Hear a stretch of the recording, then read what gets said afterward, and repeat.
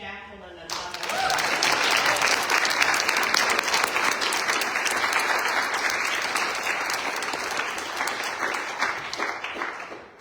And that was Hannah Pratt. Our next speaker is Dr. Arwin Smallwood. He is the Dean of the College of Arts, Social Sciences, and Humanities at North Carolina Central University.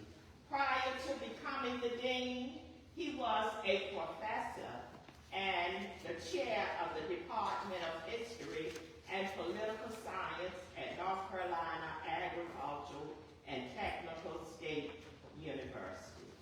Dr. Smallwood also serves on several boards, including the Board of Directors for the Charlotte Hawkins Brown Museum, the Advisory Board for the North Carolina Historical Markers Commission, the Z. Smith Reynolds Art Grant Review Board, and the Scholars Advisory Board for the Gilda Lehrman Institute, as well as being a past Vice President and President of the Historical Society of North Carolina and a member of the Board of Directors for the Historic Hope Foundation. I welcome Dr. Smallwood.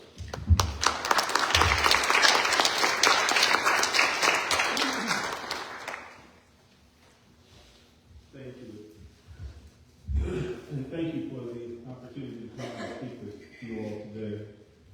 And, listening to the presentation, which is, of course, a reflection of Hannah Pratt's life, you can hear and see parts of Indian Woods in that. And I'm going to talk a little bit about Indian Woods in Berkeley County, where Hannah Pratt was before she came to Murfreesboro. And if you know Indian Woods, and you know Indian Woods Baptist Church, there's a balcony. The church is now an African-American church. It has a balcony. And growing up as a kid, we would go up in the balcony if we were late for church. So a lot of the things that she talks about and she describes, are things that, are still incorporated into the history and culture of Indian Woods today. You always learn the Bible verse. All the children have to learn Bible verses before they come, and they'd get up in front of the congregation and they would read their Bible verses. And that was just a way of also teaching the kids how to read at an early age, and they would read throughout. So I think it's important to touch on, and what I'm going to talk about and touch on is her early years in Berkeley County and her early years specifically in Indian Woods. And it speaks to who she was and the story that you just heard about her friend or the person she tried to assist in terms of mixed heritage. One of the concepts about this region, the Winton Triangle, and we talk about Hollister near here in Halifax, and we talk about Indian Woods, even down from Indian Woods, if you talk about Piney Woods, William Barber and Reverend Barber, there's Chief Tuscarora Chief called Barber. There's a heavy blending of cultures in this region, in northeast North Carolina, throughout eastern North Carolina, and that's a blending of either Meherrin, Chowadoke, Tuscarora, with various native groups, Nottaways up in Virginia, cross-culture between those groups, between eastern North Carolina, African Americans and Europeans. And it's a very old history and old intermixture. And so when you want to understand this story, you have to understand that story as well and how old that story is in eastern North Carolina. So where is she from? Who she is? And then I want to talk a little bit about that area and education in terms of education and the impact of education on her and on the people of Indian Woods. It's important to understand that Indian Woods was a reservation given to the Tuscarora Indians in 1770. So where Hannah Pratt came from was an old Indian reservation, one of the oldest in the nation, certainly one of the oldest in North Carolina, an old Indian reservation where we see Tuscarora Indians there and then the Indians mixing with runaway slaves, which if you know the story of the Tuscarora, you know that they were harboring runaway slaves, and many kidnapped and sold into slavery before the Tuscarora War, which is what led to the Tuscarora War. We often talk about the other conflicts between the colonists and the Indians, but what really led to the conflict was the fact that white traders, fur traders, and others systematically kidnapped Native American women and children and sold them into slavery. And this enraged the Tuscaroras, and this is what really kicked off the Tuscarora War, basically to avenge the loss of their women and children to the institution of slavery. And after the war ends, and the Tuscaroras lose all of eastern North Carolina, because all of eastern North Carolina was their territories, pretty much from the Cape Fear River in the south to the Roanoke River, the Meharon and Nottoway rivers in the north, because the Meharons and the Nottoways were their kinsmen, and they were, in essence, the same people, and pretty much everything from the coastal plains with their alliance with the Muchapungas, the Bear River, the Manasseh Indians, up into the prairies or the sources of these rivers, the Tar, the Neuse, the Cape Fear, the Roanoke River. So the Piedmont of North Carolina and Virginia was their hunting grounds. So you have a very complex system of native peoples living in North Carolina, which is broken by the Tuscarora War, and a third of the people are slaughtered in the war, a third are enslaved, and the rest scatter throughout eastern North Carolina and end up migrating north into Virginia and joining the Haudenosaunee, or the 5 nations, becoming the 6th nation of the Iroquois Confederacy. A prelude to this story. So, as early as 1712, before the reservation was officially established, that date is 1717, Chief Tom Blunt, who was the chief of the Tuscaroras who would eventually be settled there, who was originally in Tarboro, his village and towns were in Tarboro, North Carolina, was relocated to Roanoke River, to Indian Woods, and they established a reservation in 1717. But in 1712, Chief Blunt asked Governor Pollock for ministers and schoolmasters. He wanted to educate his people. So when the reservation was established in 1717, it was established with the church. If you know something about primitive Baptists, which are in Martin County, Bertie County, and then many of them become missionary Baptists, and if you look at a lot of those early churches down in Bertie and Martin, you'll see that they're churches with double doors. They had 2 doors, where the women came in on one side and the men came in on the other, and the women sat on one side of the church and the men sat on the other side of the church, and you always join the church of your mother.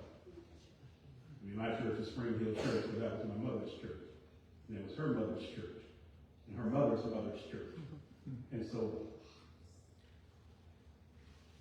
we have a blending of cultures. We're going to have a blending, because you know Iroquois culture, Haudenosaunee culture, you know they have longhouse. They believe in a creator, and they have longhouse. And you join the longhouse of your mother. And when you enter the longhouse, the women sit on one side of the longhouse, and the men sit on the other side of the longhouse. And in such that way, they carry on traditions and culture.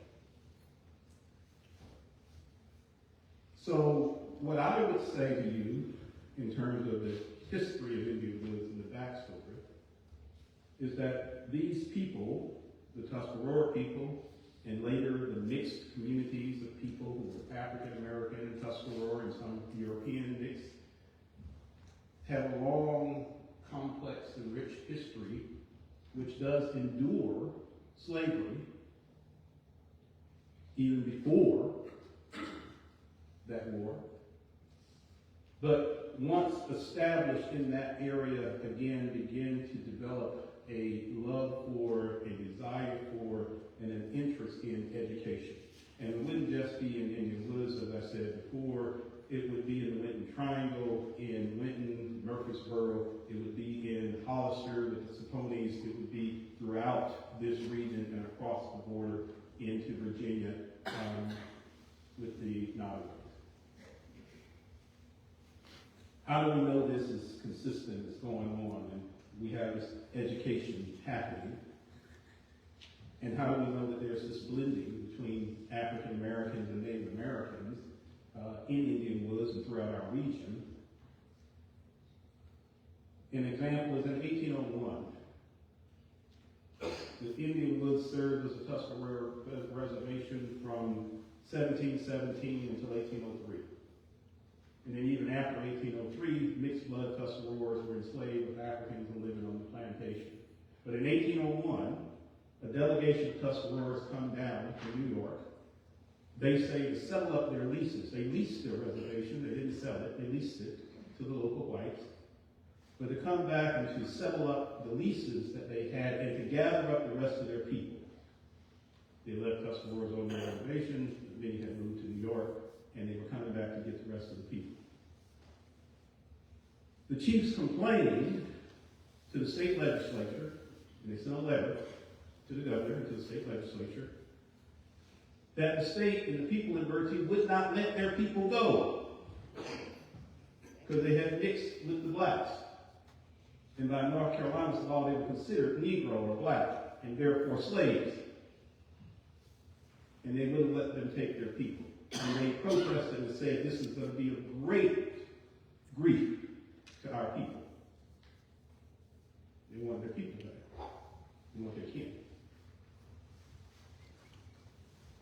A year later, in 1802, we had what's called the Easter Plot, the worst planned slave insurrection in the history of the state of North Carolina.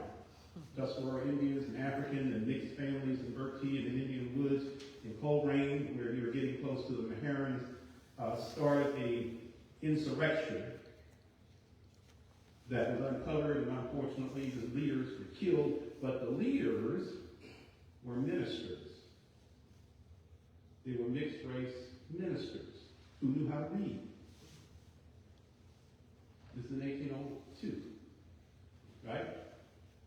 So we got preachers preaching to black congregants who know how to read.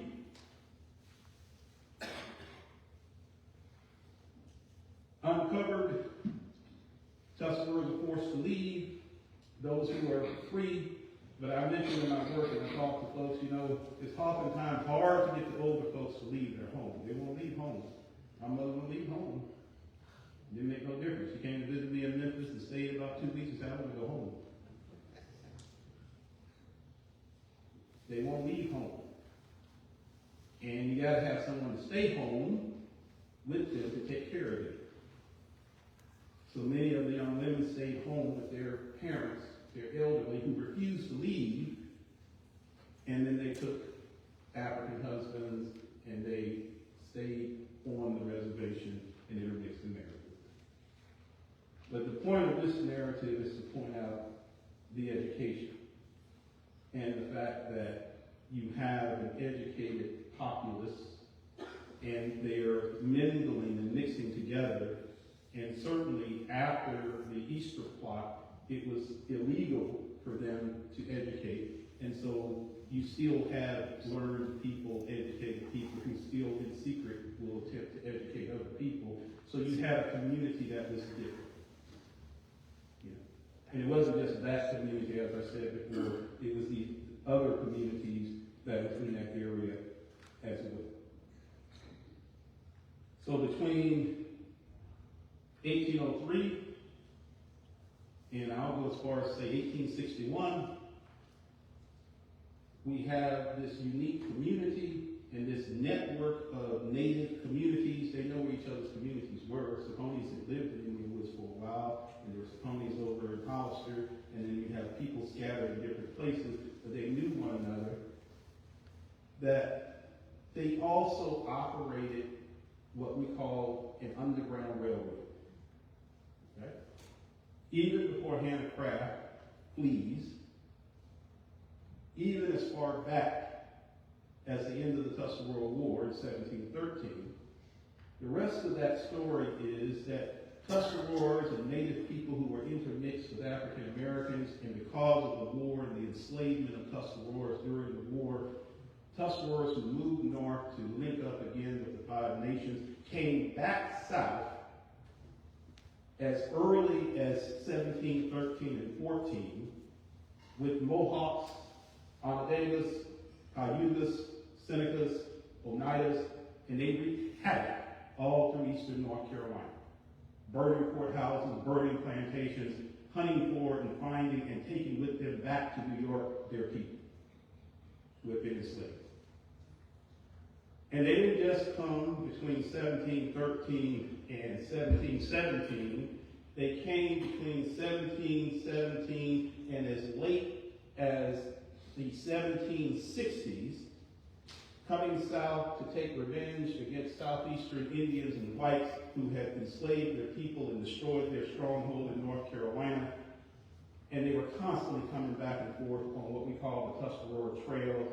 Today on the Iroquois East Gate, which is Highway 87 and Highway 29. 87 runs all the way down through basically Gibsonville and Burlington, on down through Pittsboro, all the way down to Southport, and then 29 runs south basically through Greensboro and on south. They were constantly coming down and attacking the Catawbas and the Cherokees and the Creeks and the Yamasees who had participated in the Tuscarora War and the loss of their people, and they were constantly taking people back to New York with them who had been enslaved, mixed race people, black and Indian, as well as their own people who were Tuscaroras back north to New York. So, after the Easter plot, we have Nat Turner's revolt.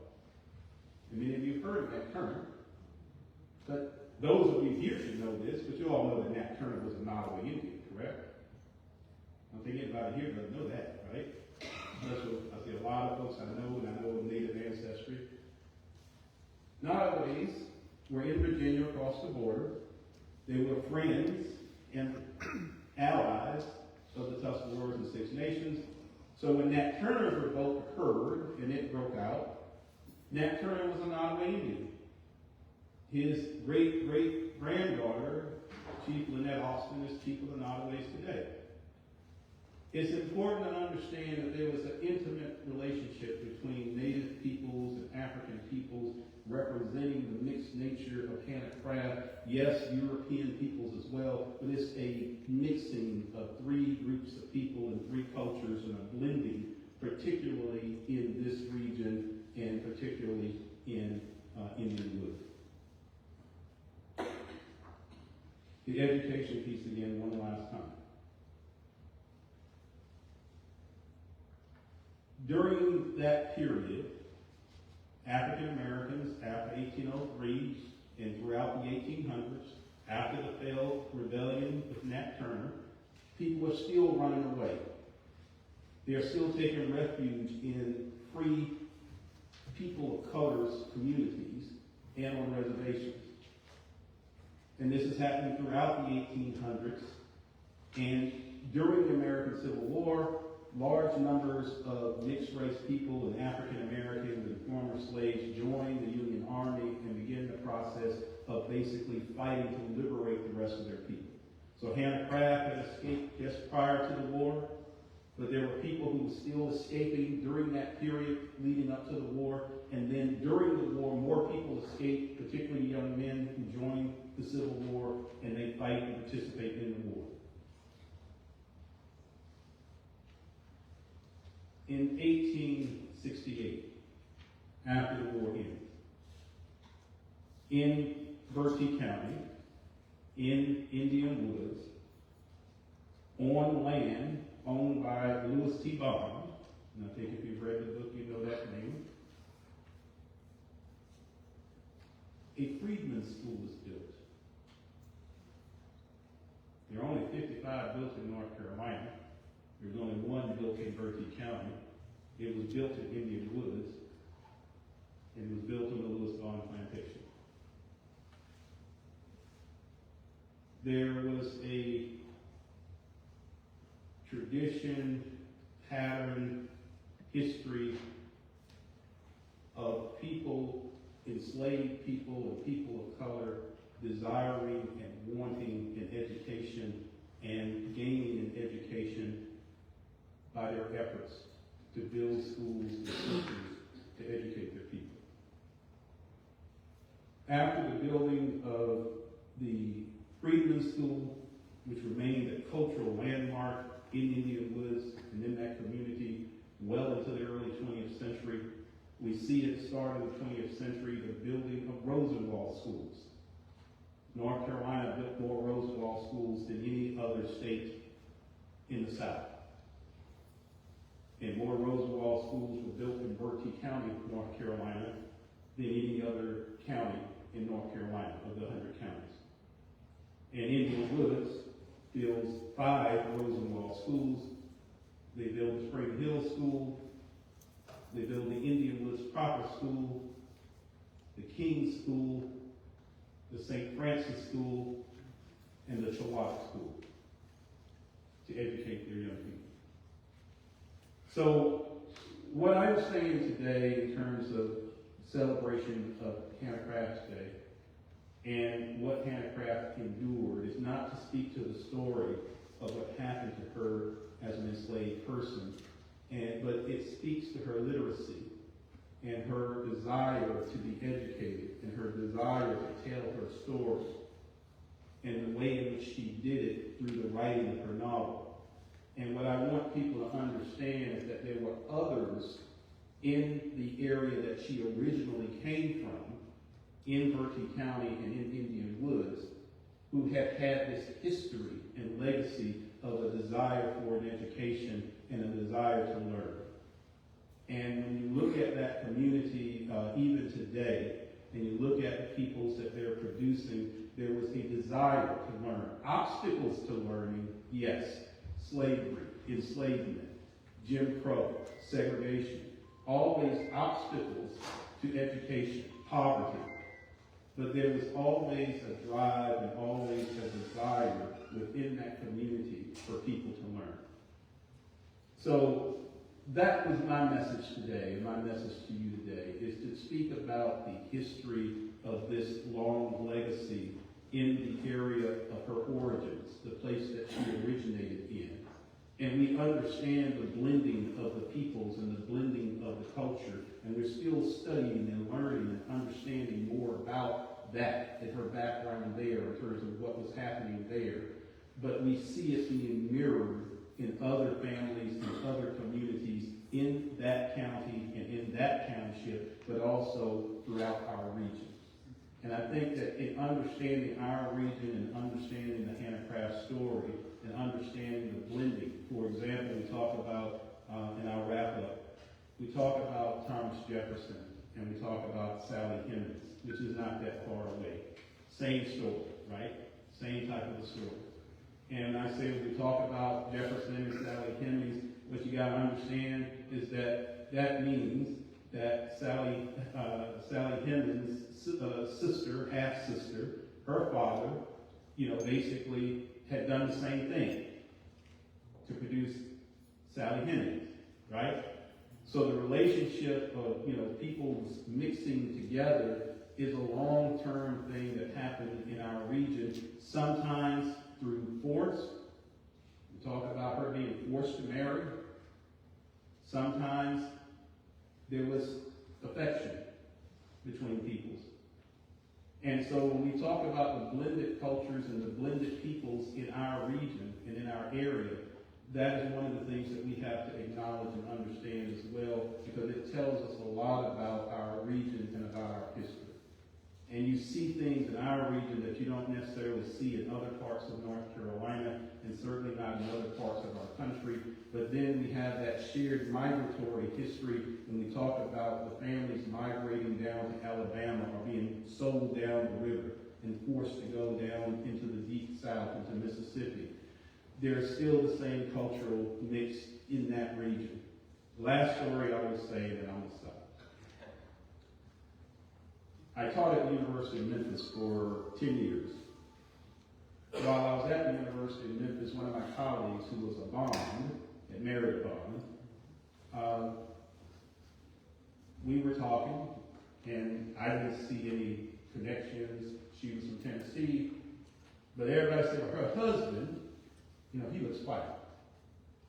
We think he's white. So he came to campus, and I met her husband. I said, you look like the bonds from Berkeley County. I said, you got any people in Berkeley? He said, no, my people from Tennessee. I I said, we're in Tennessee.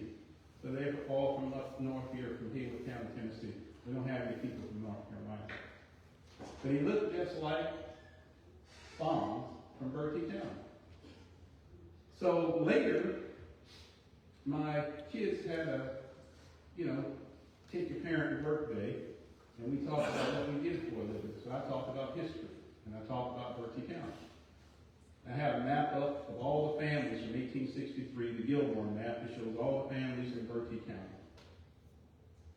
A woman who taught at the school who was from Haywood County came over to the desk and looked at the map, and she said, oh, we got Williams, we got Smallwoods, we got Bonds, and the third one, Bonds, and some of the others, okay, Bond, and we got Freemans, and we got Jones.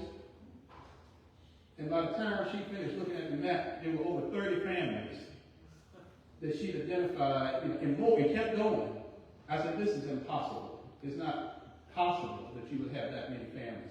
So I went to the archives and looked it up, and for Haywood County, Tennessee, in the 1830s, there were at least three wagon trains, each one having about 15 or more families, starting at an outlaw, which goes back to Hannah Craft's place of origin.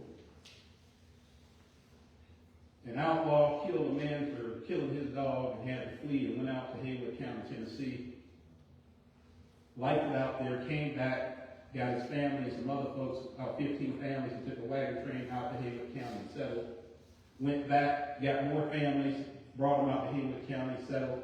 Went back a third time, got more families, brought them out there and settled. All those families out there, many of them were from Berkeley County, North Carolina, and many of them were from Indian Woods and didn't even know. If you look it up, look up Haywood County, Tennessee, and Berkeley County connection. And they celebrate the wagon trains going out there. The churches are the same. They got the Devil Door churches, Baptist churches. Everything is basically the same. And the people are learning their history and understanding and connecting and understanding where they came from. So we celebrate Hannah Craft, and we celebrate what she endured and what our ancestors endured in terms of the institution of slavery. And we celebrate her literacy and the way that she was able to educate herself, and then in doing so, telling that story to the country and to the world. But I also want us to understand and acknowledge that from that story, we can tell an even larger story of our region and of Berkeley County in particular, but our region. And Dr. Spell was talking about this at the start of the program, that you all know all of these counties came out of the old Berkeley precinct. So we all have an old history. We're all linked together. Our families are linked together. We have an old history. Originally, it was Albemarle County, then Chewan County, and then the Berkeley precinct, and then out of the Berkeley precinct, Hertford County, Gates County, Northampton County, Halifax County, Martin County, all these counties were created out of the original Berkeley. And so all the families are interconnected in one way or another because we've been here for such a long, long time, for hundreds of years. But because we don't interact that often as much as we should, we forget and we just know our history and our story for our county, for our community. And we forget the fact that we are connected to this broader story and this broader diaspora. So that's the message that I was bringing today, that as we celebrate Hannah Craft Day and we talk about her life and legacy, that we understand that we are all connected and unified in this story, because it is a part of all of our stories in one way or another. No matter who we are and where we're from, we are shared and have a shared heritage. So thank you.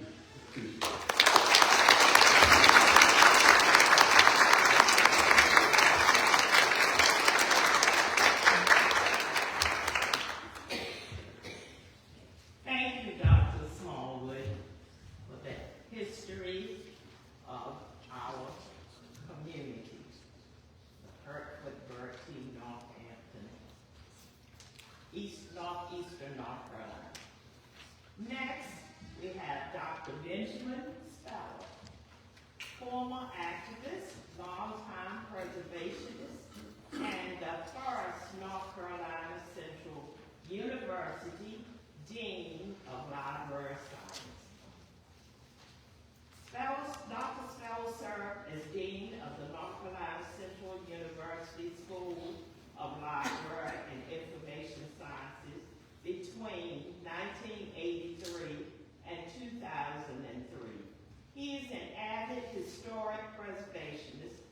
Dr. Speller has served on the board of directors of nearly all the state's historic preservation organizations.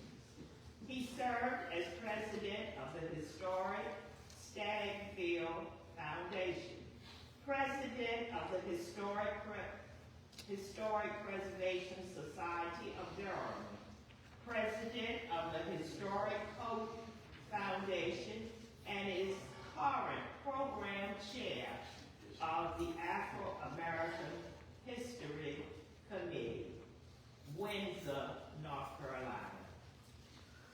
He is also a longtime member of the National Trust for Historic Preservation in recognition of his many contributions.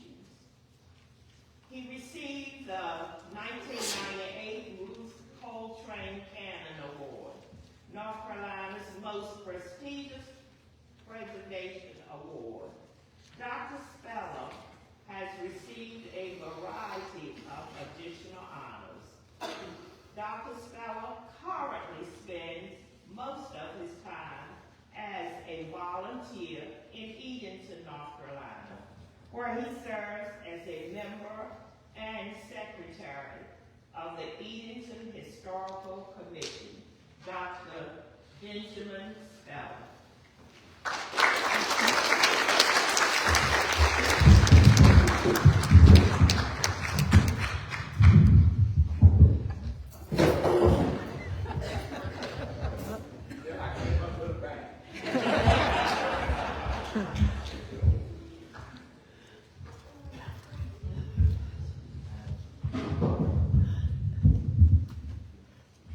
I think you can hear me. My voice carries in. I want to follow with, I'm sort of informal, so I'll let you know that.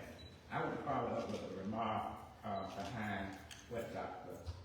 Smallwood said relating to the Tennessee people.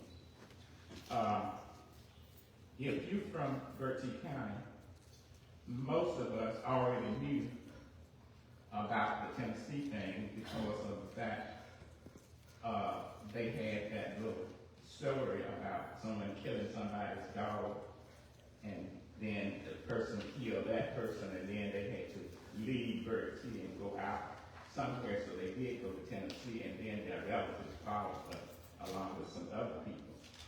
Well, when I first heard about that, I came in as president of Historic Hope Foundation. That was back in 1998 or somewhere along there. So we decided that we had heard all about Inwoods and these relatives and so forth.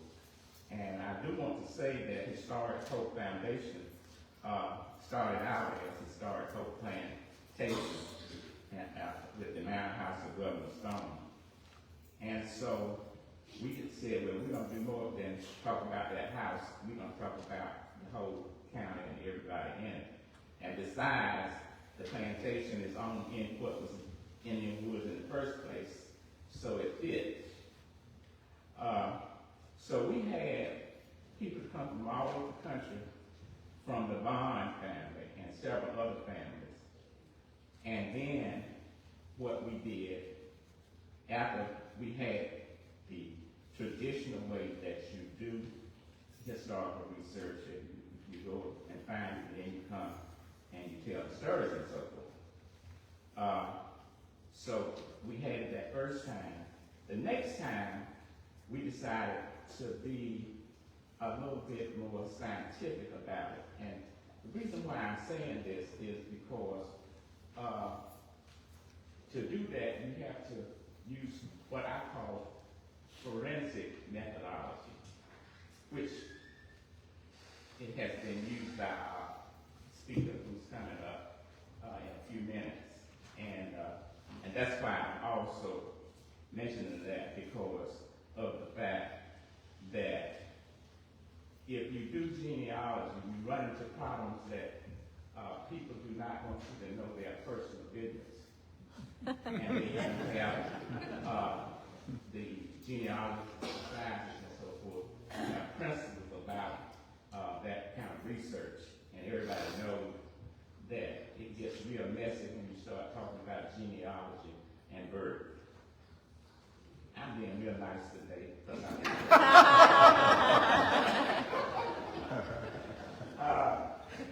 So that's the reason why I decided to talk about Dr. Ford as an introduction to the next one. I always said I'm not a politician, so I have to be sure I know who's in the room before I say anything, because I'm going to tell the truth. Well, Dr. Ford is from Virginia, and she comes from what you would call a high, upper middle class African American family. And then she went to Howard University, where they all went during that time. And then, after she got her degree, she was hired right out getting her degree to work in the library, what was called the library at Howard University. Now, Howard University is a university. It is, at that time, one of the few African American schools that would have been considered a major research university. So that's where you went. And then after that, if you were the right sex, you could go to Harvard and all of those other places. So if you wanted to go to some of the top-rated white schools, you went to Howard. And then if you weren't a female and was real good, you could go to Harvard Law School and some things like that. But prior to that time, you could. Now, I'm taking time to do this introduction about that because she then went to Columbia University in the library. They had a library school. It was one of the two first schools in the country that decided to start studying the organization of information and collections and so forth, and it's called library science. One of the problems they ran into from the beginning is the fact that because they had defined so well the race stratification in the country that it created a problem called organization of knowledge and so forth. They did not, it was such that they could not include it in the classification system. So much to my surprise, when I had a project right after I finished undergraduate school, I majored in North Carolina Central in the history department.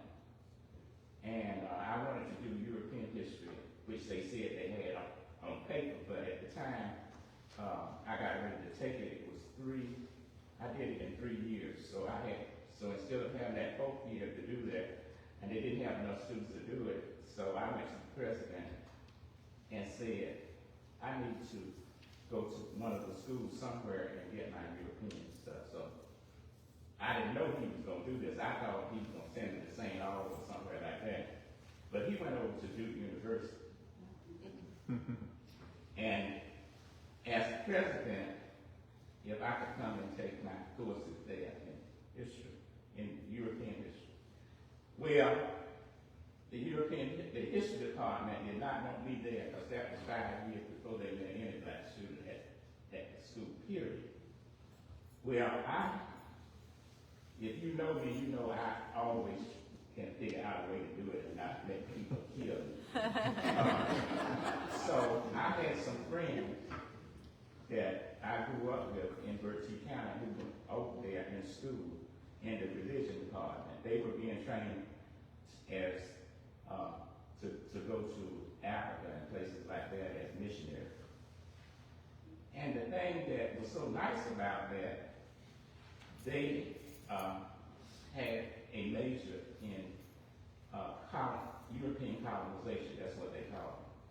but they were really trained missionaries. That gave me a different perspective on what you could do and so forth. So that really got me prepared for what I call forensic science. Really, most people don't know this, but as far as I'm concerned, if you get into genealogy and you get into the kind of things that are done for missionaries, and that's the same thing, by the way, whether you realize it or not. It's the same thing they do for people who go into CIA. All of that stuff runs through that same process. And you have to start out first. You got to go and learn all the maps before you do anything, and all of the sub-languages and so forth. So although I have a history major, it is a little different from the traditional European studies and so forth. And I'm taking time to say that to you because to do what we really should do for a program like this you have, which we've done this morning, and I'm very pleased about that. And I have to say that Dr. Porter was an expert at this. She really ought to be given more credit than she is because of the fact that she made sure that she researched where these collections should be. And she looked out for the black colleges. For an example, at North Carolina A&T, she found the African American collections that she thought did those programs and put them there back 40 years before they were used.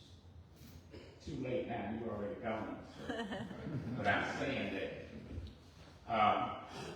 Now, what I'm going to do before I end is recognize our next speaker because he did come to Berkeley County and talk to me about what he was looking for and so forth.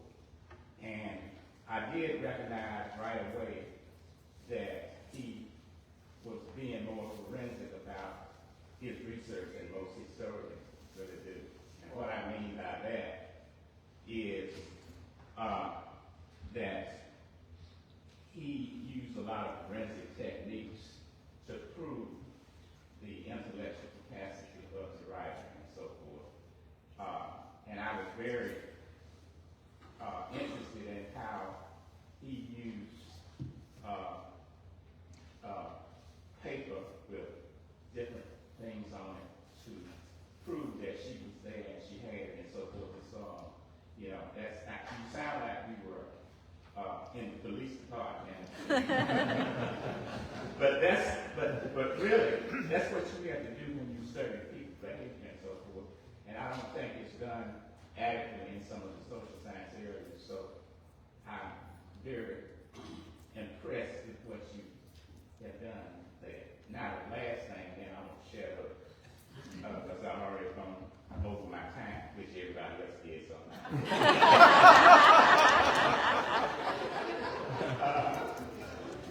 as you all can see, I'm a character in my own right. The reason why I bring that up is because the thing that impressed me most about what you said in one of your interviews was that you learned how to listen. And that impressed me more than anything because people can do research, they can document it and so forth, they can read it, and they still, because of their attitudes and so forth, close out the writing. So you know if you say anything, they close it out. But finally, storytelling is much more important than most people give people credit for. And the reason why I'm taking time to share that with you, the reason why I don't forget anything and so forth and so on is because I had two grandparents. They were both cousins, just like everybody else around here. And they took the time when I was 16 years old to start telling me the story of my families. Not only did they tell the story, they made me tell it back to them several times to be sure I had it right. and you didn't get it right unless you listened, and you did not take notes. So if you said anything around me, and I heard it, I had, and I still do. And that's all I'm gonna say. Thank you.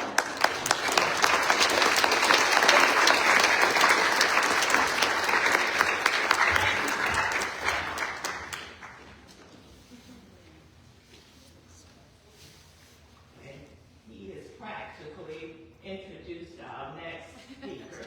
I thought you would get that. Dr. Gregg Hecimovich is author of The Life and Times of Hannah Crafts, winner of the 2024 Los Angeles Times Book Award for biography, the 2024 American Book Award, and the 2024 Phi Beta Kappa Christian Goss Award. And I'm not going to go any further. You can read his bio on your own. And I welcome Dr. Gregg.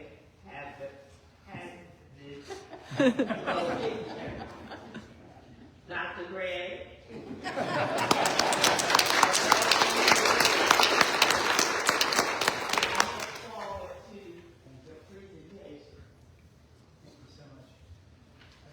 High school in Charlotte, North Carolina, where my football coach, anybody who knows football in the state of North Carolina knows Coach Odo.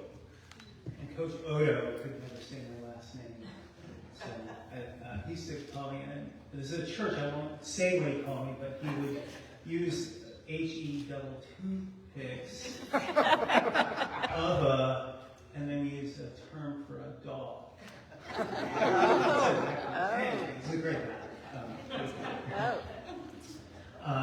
It's such an honor to be here and to be in this community, the voices of this community, the people sitting in this audience, the distinguished speakers you've already heard from, Jackie's beautiful channeling of Handcraft's story.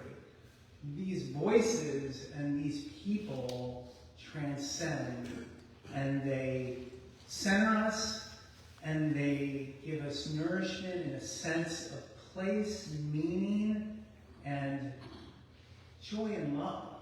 And so much of the story that I spent a lot of time recovering of Hannah Crafts was, it unfolded over 20 years. And it was 20 years of mentorship, instruction, knowledge, bringing me into homes, and particularly homes in this community and the community of Bertie County.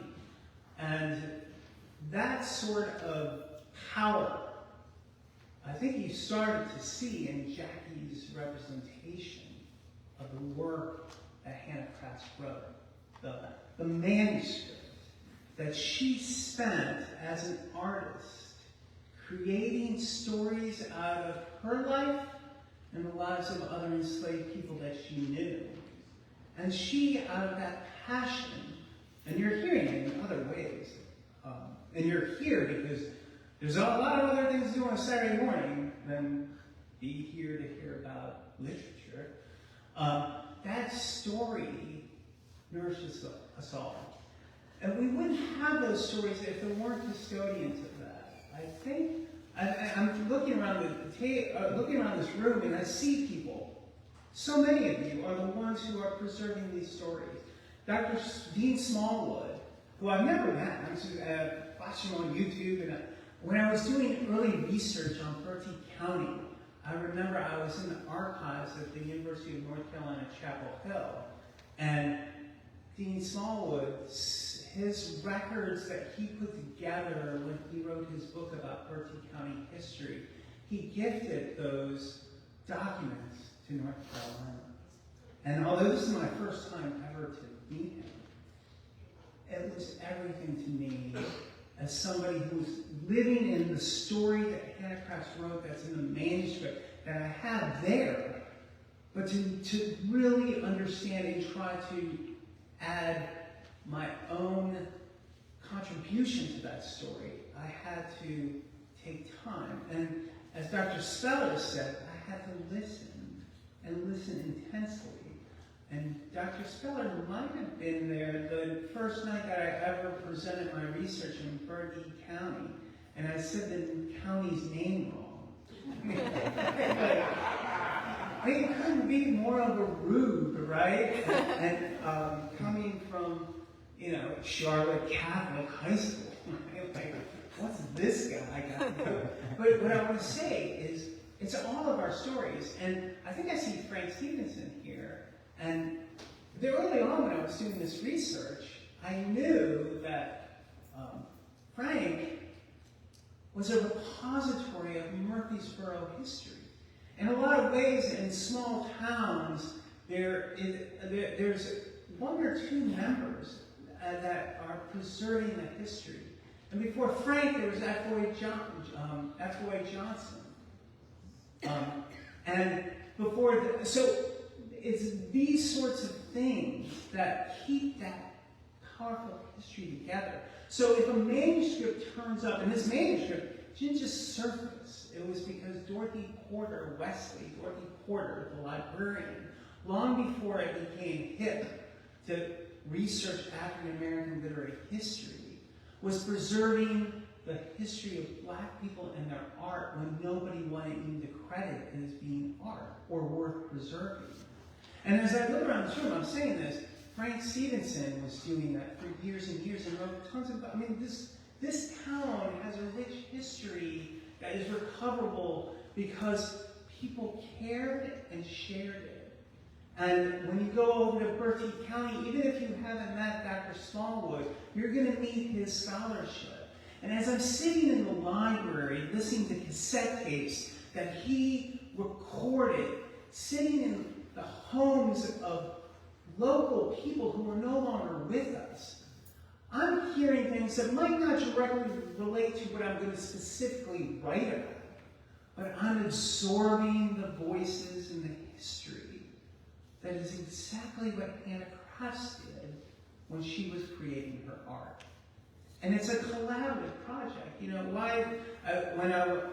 I was fortunate enough to win the American Book Award, which is largely a book award for scholars, for people who are doing work in multicultural literature. And most people aren't white, but it's not, you can be white and win that award. And when they were giving that award, the speaker was really hilarious. He said, I'm going to pronounce the name Hecimovich. It's hard at these awards because there's so many ethnic names. That was really funny. That's not it. So my point, this history that we all share, if you're passionate, you preserve it any way you can. You record, as Dean Smallwood did, the stories of your community, and you preserve them in a library because you never know what you're hearing that other people should hear too. And a manuscript might be discovered that was preserved by Dorothy Porter Wesley, purchased by the greatest historian of our day, Henry Louis Gates Jr. And that might just lead somebody who seems very unconnected to that story, which would be me, who is a professor at East Carolina University, into engaging that story too, and drawing those voices together. And when you resonate as a far-flung group of people who are drawing the spirit of a place, you are not resurrecting a past, but participating in that richer past that is your present. And if you read it right and live it right, it's your better future. You can't. Like, Hannah Craft's novel has been blackballed in Florida. You can't check it out at the libraries in Orange County, Florida. I teach a class right now, all introductory forced core classes that students have to take at Furman University, a university named after enslavers, whose the whole university's existence depends upon slavery. I teach a class there which is basically African American history and introduction to African American history class. That class now would be potentially closed in our current political environment. None of that makes any sense. The beauty is all of our voices shared together that transcend differences that are usually placed on us by the coincidence of our birth, by the coincidence of our skin color, by the coincidence of who you know, if you know the right people who can help you out in life. And that reductive way of separating and harming people is not the collective work that I think we're here to celebrate. It's what Hannah Kratz did.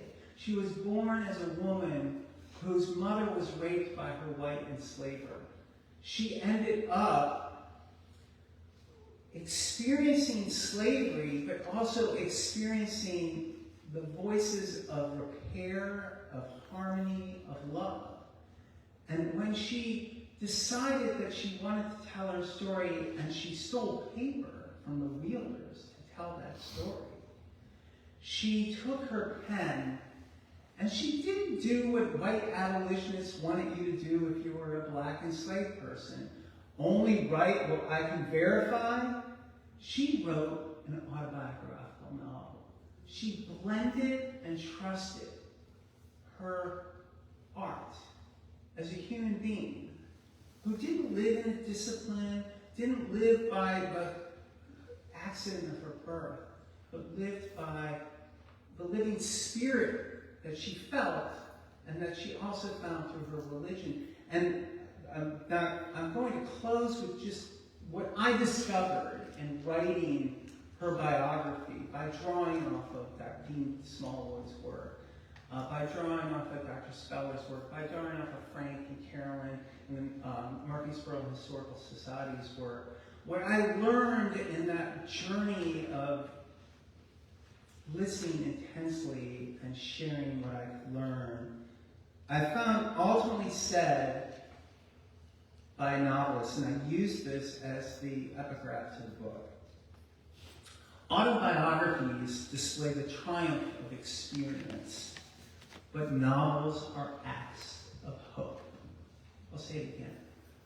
Autobiographies display the triumph of experience, but novels are acts of hope.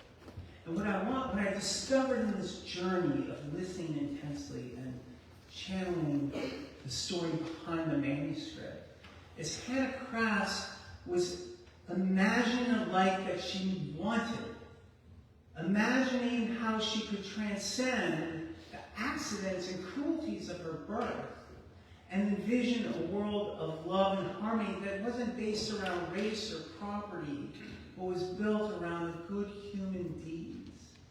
And she wrote a novel, an autobiographical novel about that. And while she was writing that novel, she escaped with it partially completed. That manuscript she completed in freedom, and the happy story she imagined as she was creating her autobiographical novel became her life story. And I will just share what 20 years of work and writing too, not just research, but writing brought me to. And it's late in the biography that I completed, The Life and Times of Hannah Kratz. People would ask me, why don't she write a novel? You know, like in our contemporary day, like there's better things to do than write a novel, like for many people. But she wrote a novel as many people write novels. Despite her condition and bondage, Kratz wrote her novel for the same reasons many people write novels and read them. She yearned to transcend her world by living intimately within a story she could help form. And in many significant ways, the reimagined journey to freedom she portrays in the bondwoman's narrative helped her realize the life she came to possess. The Thomas Bond Jr. who forced sex on the young author gave way to a different Thomas Vincent. This time a man who proved worthy as a husband, who recognized and valued Kraft's personhood. The infant she lost in slavery came back to her in the form of a stepson, Samuel, whose education and care she seems to have guided from the age of 8 onwards, around the same time that Crafts herself watched her mother force migration. She became a mother to a motherless child. Through art, she created a vision and spirit and power that courses through these communities that we all live in, that are our better selves. And she's pointing a way to the way our history can teach us a better present and future. And I will always consider the time I've spent in these communities with many of these people here and with Hannah Crafts as the greatest gift anybody could have ever given me personally. And my contribution in this small, short lifetime is to share that gift, what I could learn from her with you and the life of Hannah Crafts. Thank you.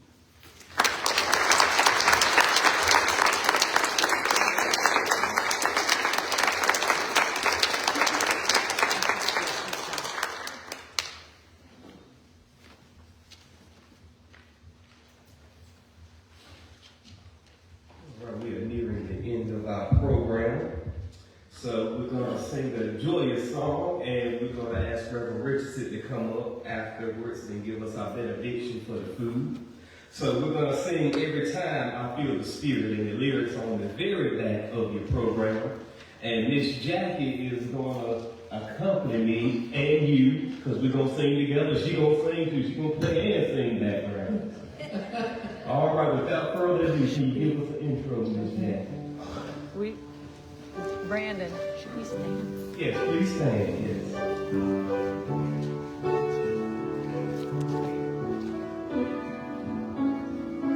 Here we go. Every time I feel the Spirit moving in my heart, I will pray. Every time I feel the Spirit moving in my heart, I will pray. Upon the mountain where I was sold, out of its mouth came fire and smoke. Oh, all around me it looks so fine, just as my Lord did all the time. Every time I feel the Spirit moving in my heart, I will pray.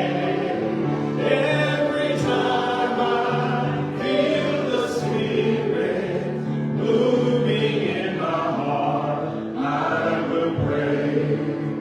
Jordan River, chilly and cold, she chills the body, but not the soul. There is but one train upon this track. It runs to heaven and ain't right back. Every time I feel the Spirit moving in my heart, I will pray. Every time I feel the Spirit moving in my heart, I will pray.